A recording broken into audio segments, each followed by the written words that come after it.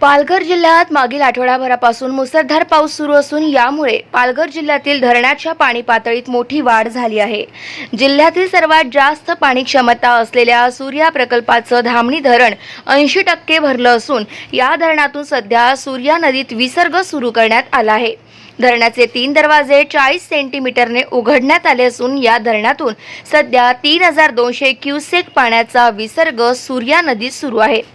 कवडास आणि धामणी या दोन्ही धरणांमधून सूर्या नदीत 22,000 क्युसेक पेक्षा अधिक पाण्याचा विसर्ग सुरू असल्याने सूर्या नदीच्या पाणी पातळीत मोठी वाढ झाली आहे। त्यामुळे सूर्या नदीच्या तीरावर असलेल्या 65 पेक्षा अधिक गावांना प्रशासनाकडून सतर्कतेचा इशारा देण्यात आलेला आहे।